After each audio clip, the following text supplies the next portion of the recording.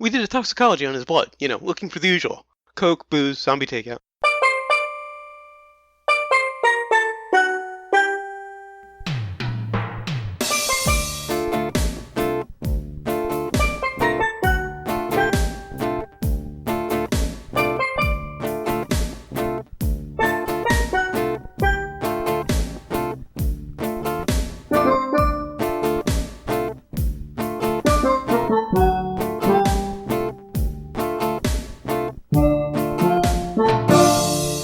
What's up? Welcome to episode 260 of Zombie Takeout, Zombie Takeout. the B-movie and cult movie podcast. I'm Uncle John. And I'm Scotto. And before we get to this week's movie, something I wanted to mention last week but completely forgot. Oh. This month marks 10 years of podcasting for us. Yeah. Wow. The first episode of the Tuesday afternoon show was in October of 2005. And boy, what memories that was of just like, what the fuck are we doing here again? Yeah. We're putting this show together, but it's not going to be a radio show. It's going to just be something online for people to. I don't get this. In all those years of explaining what a podcast was, you don't really have to do that anymore. No. Who knew? Who knew we were? We were actually in the first wave. It actually began in 2005. Yeah. It's also 1 year of my anime show, and I've referenced the anime show, but basically what it is I'm part of an anime discussion group on Google Plus called Intro to the Wonderful and Crazy World of Anime. I didn't name the group. And it's basically a book club for anime. We take a few episodes of a series at a time, or a movie, and get into a hangout on air and talk about them.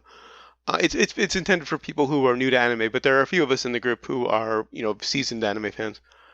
But yeah, we started doing that. Actually, this week, today is the 1 year, the 14th of last year. So, we just want to give that a shout out too. All right, so on to this week's movie, which is from 1995, The Prophecy. Of course, that brings us to the impromptu plot summary. Sponsored by creepy, disheveled guys in trench coats hanging around grade schools and claiming to be angels. Yeah, sure. And also brought to you by hospitals, the perfect place to harvest your minions. All right. And by the way, the intro today was gold, Jerry. It was gold. Anyway. That'll be the outtake. Meaning when you hear the outtake, you'll understand that. It was gold, Jerry. So what we had here, we begin with some narration. It always starts with narration. But then again, if this movie... That's always a bad sign. But if this movie did not have narration, you would have no idea what the fuck was going on. This is true, yeah. I thought about it. I'm like, yeah, this really needed the narration to help it move along and to explain, or else it would have been like a 3-hour... I typically like stories that kind of drop you in the middle and don't explain much and force you to keep up. That's one of the things I love about Firefly. It really doesn't work in this case.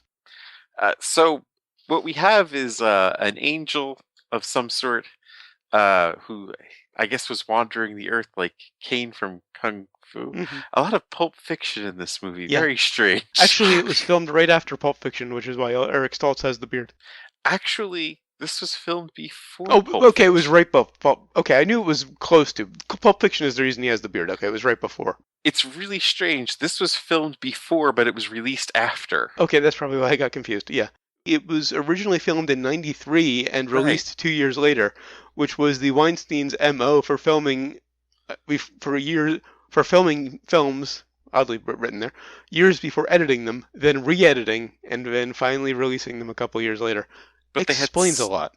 Stoltz, Walken, and Plummer, like 3 people from Pulp Fiction. Yeah. All they were missing was, Tim Roth and maybe Jackson, which would have, what's his name? Marcellus. Ving Rhames. Ving Rhames. But anyway, this is going to be tough to do the summary. We have an angel who's wandering the earth. He's looking for this dark soul because apparently there's been a war in heaven for a few thousand years. And it's been at a stalemate, and this has been the secret weapon is going to be this dark soul who is great at destruction. And I'm gathering Simon, the was a good angel Hmm. and who wanted to take this soul and I guess either just destroy it or hide it or maybe use it for his side. I don't know. They don't Basically, really get into that. a few of one group of the angels was pissed off because God favored humans, and they Right. went to war with God and the other angels.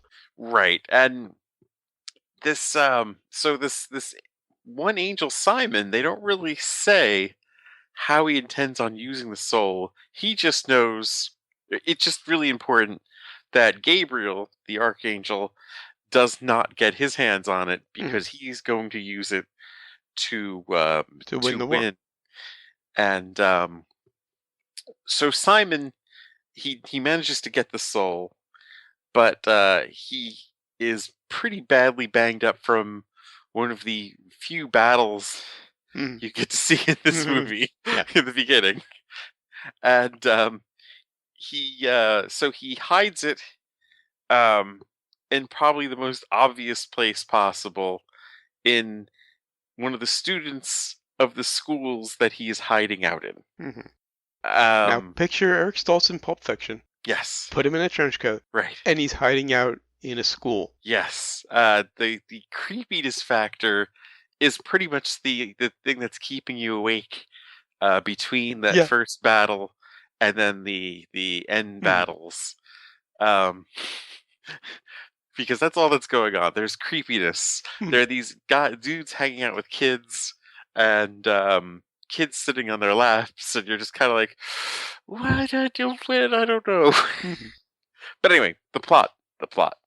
Um, so there's also this detective who was almost a priest, but had this horrific vision when he was about to be. You know what? I meant to look up. He was about to be ordained as a He was about priest, to be ordained. I and was he going to say collapsed. He basically fell to his knees, and he's had this horrible vision when he was about to be ordained, and he it made him like pretty much lose his faith. mhm. Which But seems odd. Losing his faith because he now sees evidence.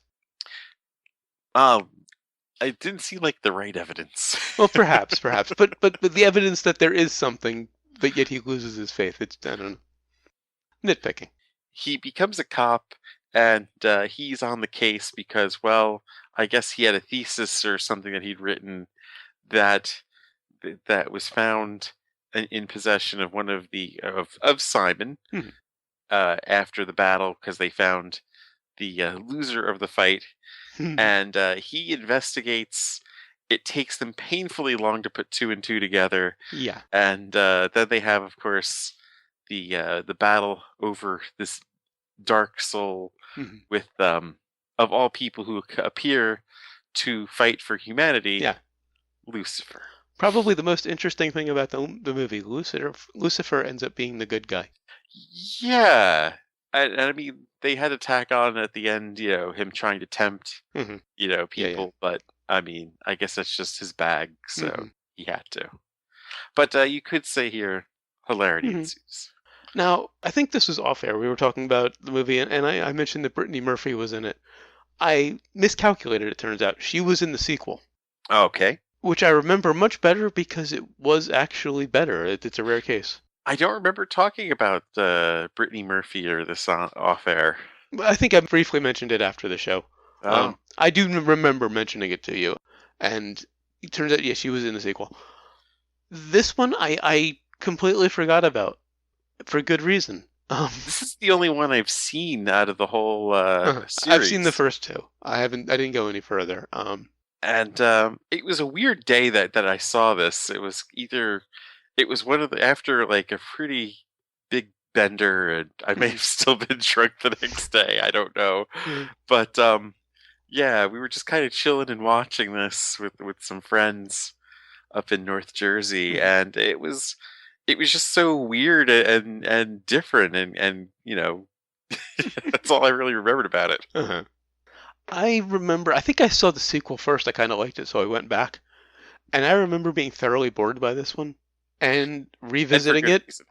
bore that out.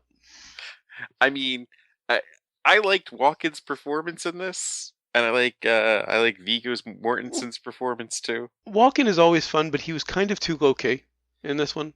You watch Uh, Walken because he's eccentric and over the top, and he was neither in this. and then there were some bit players who were fucking great in this too, like Adam Goldberg. He was good. Vigo was great. His scenes were really the only ones I enjoyed. Yeah, he definitely stole the show Yeah. with his brief. You know, he had what 3 scenes Mhm. maybe, and you know to not be you know the South Park devil, but just to be this kind of slimy, Yeah. Mhm. just kind of taunting, Right. asshole. And we kind of glossed over the creep factor. But for a good chunk of the first half hour, it's Eric Stoltz and this little girl Hmm. in the back room of this school. And if I didn't know the context, if I had just watched those scenes without knowing what the movie was about, it would have been indistinguishable from a pedophile. It's just the Tom Green. He's a molester. Mhm. Um, right. Yeah. That's the only thing that's going on action wise in this movie for I would say from acts 2 to 3, Yeah, 2 and 3. probably. I mean, this movie, the glaring thing of this movie is it needed a budget. Yes. It needed a budget. It needed more angels. This was like Highlander without any other immortals. Hmm.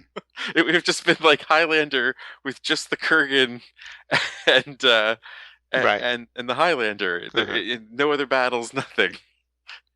I mean, you had maybe the one at the beginning, and it was very quick, and then there was the aftermath of that, Right. and then you had uh, you walk in chasing them in the final act, or fourth acts 4 and 5, you could say. And there was something that threw me early on. Apparently, when they come to Earth in this universe, angels can be killed, which seemed odd because one of them was run over by a car and killed. Yeah.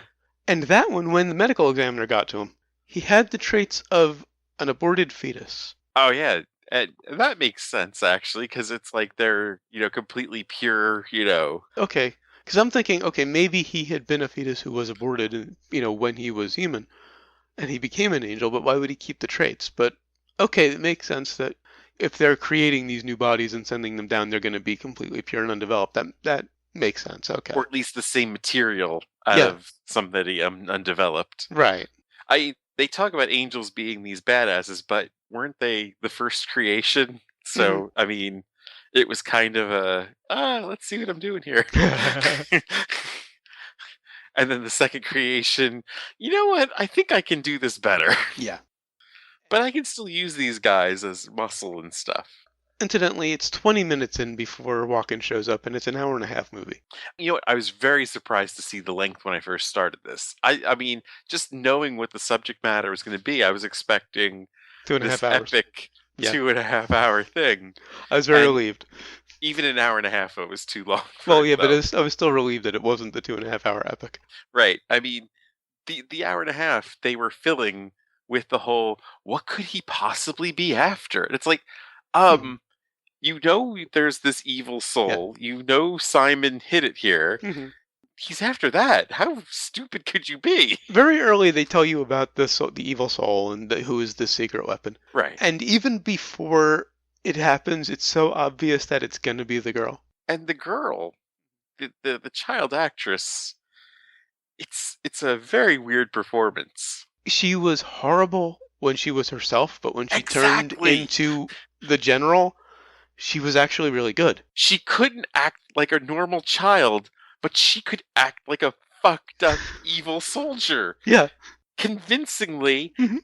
and fucking like damn. Like how did she do that? Yeah.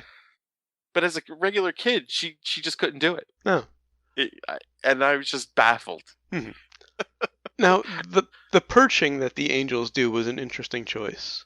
They tend to perch on a chair, at one point on a gravestone, Right. except in Walken's case, when he's perching on the gravestone, it looked horribly awkward. Seeing a dude perch anytime is awkward. But, like, when he jumped off of it, I was surprised that those were his legs. I thought he was just standing behind it with these two fake legs. Yeah.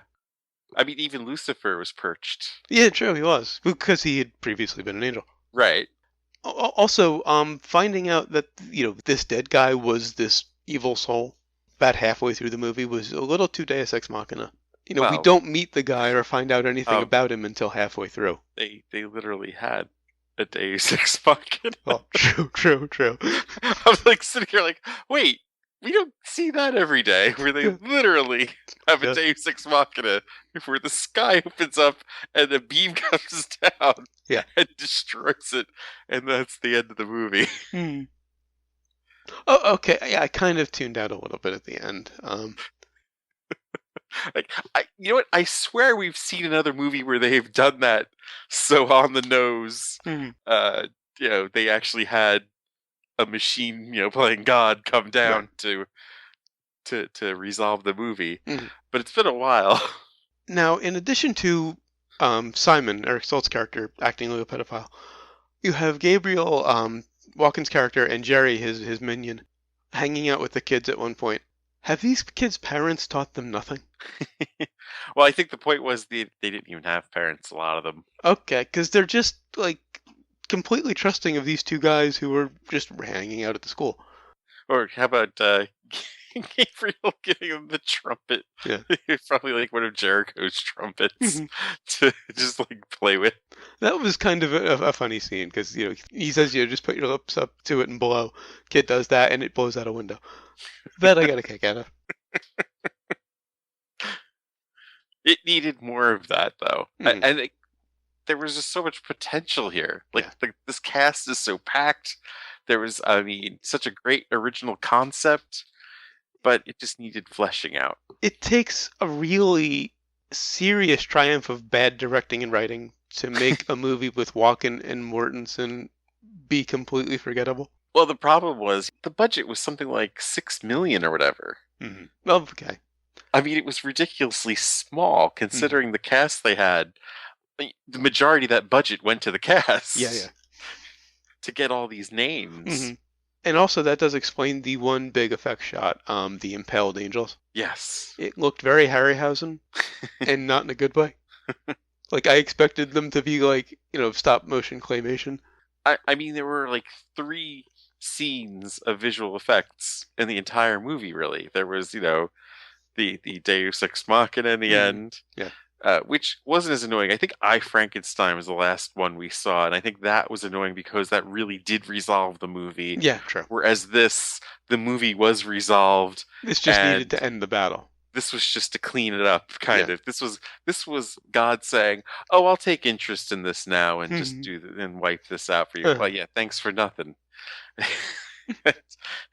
And then of course the beginning with the fight, which was more just I guess the only actual fight Mhm. really. Yeah, with Gabriel versus Simon.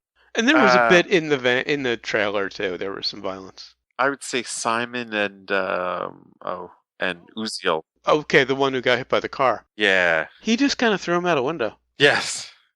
It was a very quick fight scene. Just a few moves. At least walking through him around a little bit while he was burning him. Yeah. And that wasn't even a good fight, That was just him walking, beating the shit out Yeah. of him and torturing him. And there was a little bit before she blew up the trailer with the luckiest shot ever taken.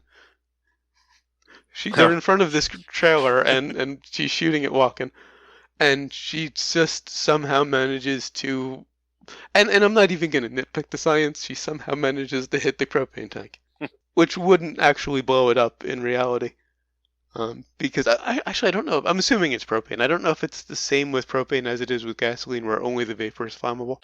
Ooh, I'm not sure about that. But I'm still pretty sure that if you shot the propane tank on a trailer home, the entire thing wouldn't go up in a giant fireball. Now, not to sound snobbish or anything, but I would assume that when they do build those propane tanks, they're assuming there's going to be some gunfire throughout them. They probably take that possibility into account, yeah. I would think they do for some reason. Mhm. It's that and then a tornado hitting it. Well, of course, they have to design for that. Yes. Now, one positive I have to give the movie, and this is, I'm tempted to give it a half a brain for this. There was no romantic subplot, They hinted at it. but they never delivered. Right. Exactly. Which is fine. Just hint at it I mean, it was completely unnecessary to have between uh, Uh-huh. Coteus Yeah, and and then Virginia Madsen. Madsen, who I did not recognize for like the first 10 minutes because she has dark hair in the movie. Right, right. Yeah, it was a different look, but one that works. Okay. And also, just to cap it, that speech at the end was horribly annoying. Oh yeah. It's basically just throw whatever nonsense together, throw the word faith in there, and people will think it means something. It's what makes us human. Mhm. Oh, incidentally, the film opened #1 at the box office the weekend of September 1st, 95, much to everyone's surprise, including Miramax Dimension, I do not remember this in theaters at all. and earned back its budget that weekend, apparently before word of mouth got around. Well, because they hardly spent anything on it. Yeah, true. If they had spent money on this could have been huge. Hmm. There's no doubt about it. I mean, they were killing time in the movie just to get it to have an hour and a half I knew nothing because about. Yeah. they didn't have the budget to have more battles. I knew nothing about it until Pat recommended it to me after the second one had come out, and I didn't meet him until '99, so it was like 4 years later when I finally found out about it and watched it. Yeah, I'm thinking this was around the summer of '96 that I finally Oh, okay. saw it. But yeah, I had never heard of this Mhm. or anything until then, and yet it was #1 for that week in September. All right, I'm done with my notes. Uh, oh, I loved seeing Steven Heitner playing something straight. Heitner, which role? The name sounds familiar. He's he's the Moore guy Oh, okay, yeah. who's the hack comic in Mhm. Seinfeld. Right, yeah. He's one of those actors I recognize, but I cannot think of his name. I actually thought of that at the time. I was gonna look his name up. I wouldn't exactly call it a straight role, but it wasn't as overtly comedic as most of his work. Oh, and Walken's performance. Mm-hmm. I think Pacino stole a lot from him. Percent of a Woman? Devil's Advocate. Oh, yeah. Well, same character, basically. I think Pacino just did more yelling and Yeah, shouting and turned it up, but yeah, they're very I similar. What year was Devil's Advocate? 97. Okay, yeah, good possibility then, yeah. Huh.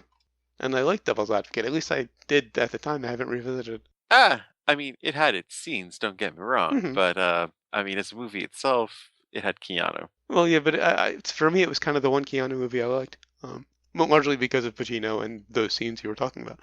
Not Bill and Ted? Oh, I forgot about. I always forget about those movies because I kind of take them as written that I like them. I mean, aside from Bill and Ted, Okay, all right, all right. because I'm kind of on the Matrix, but and there's nothing else he's done that I like. The first Matrix. Yeah, I was But underwhelmed.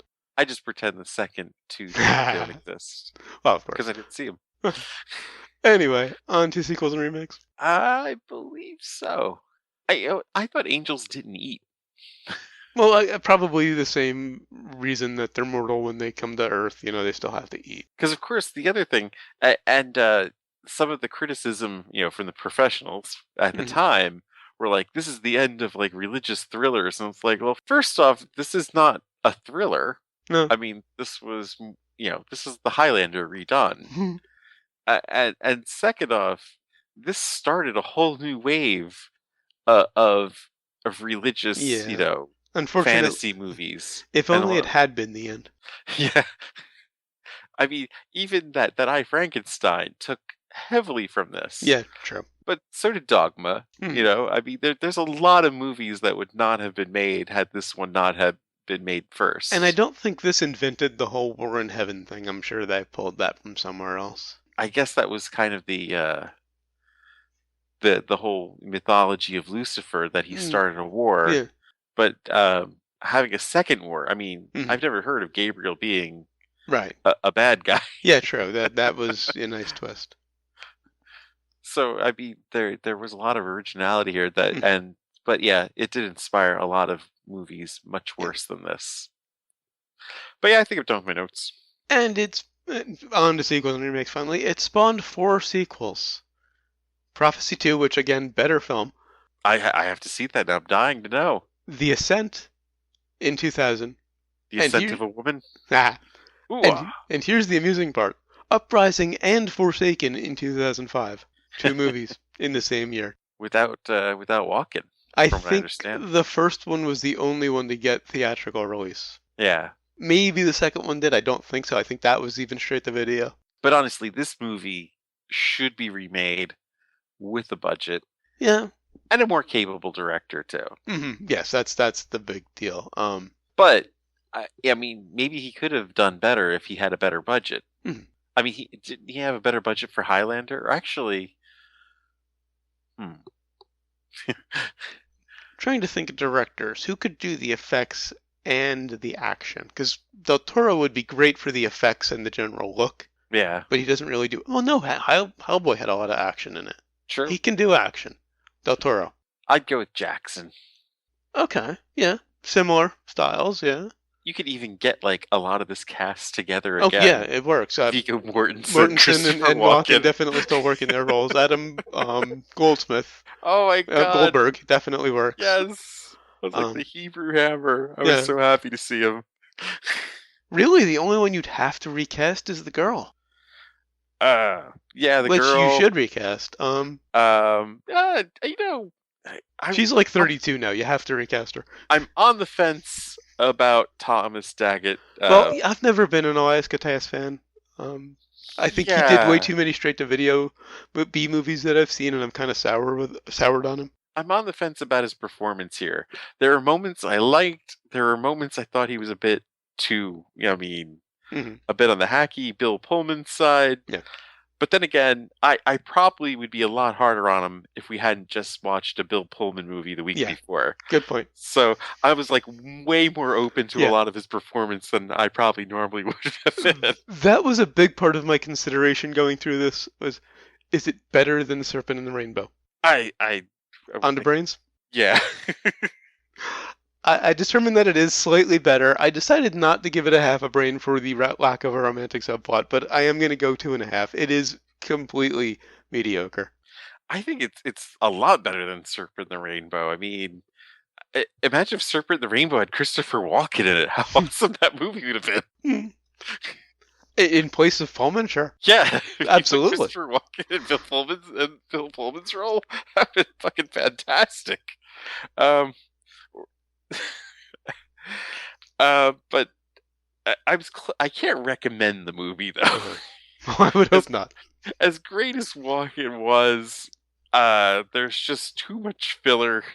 There's sort of a missing second and third act. It feels like it has a first act, it has a fourth and a fifth act, and it just kind of dies in the middle, and it doesn't pick up steam until you see Viggo Mortensen, which is practically the end of the fourth act. Yeah.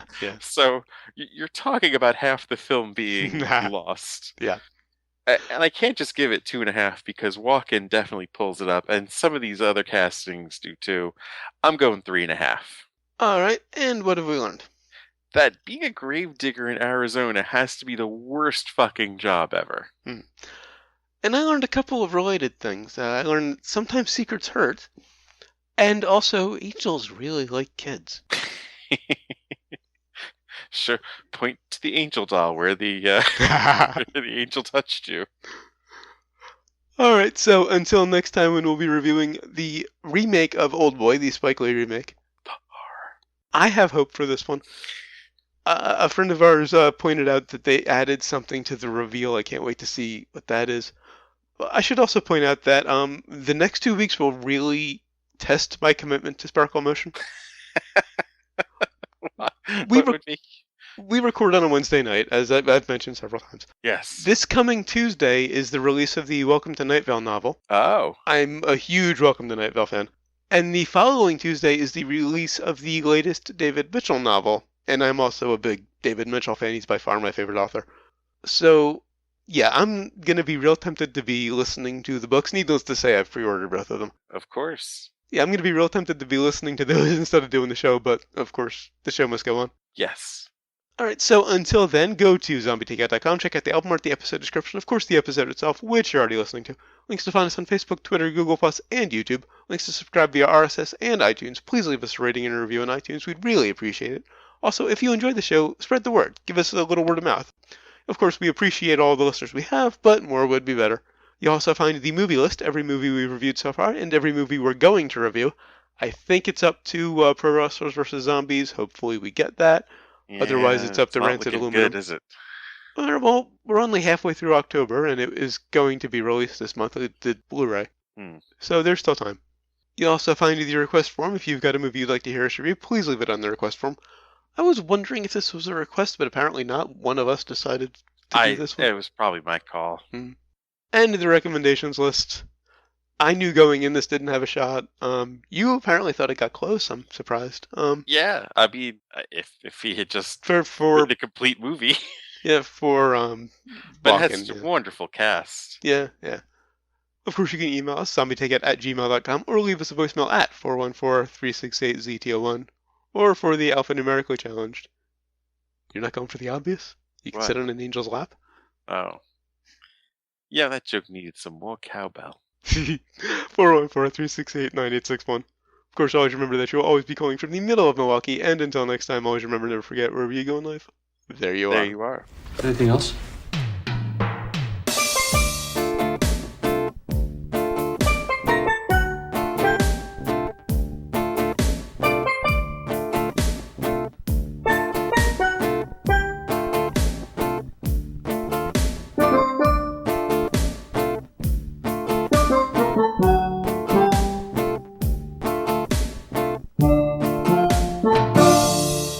We did a toxicology on his blood, looking for the usual. Looking for the usual. Coke, booze, zombie takeout.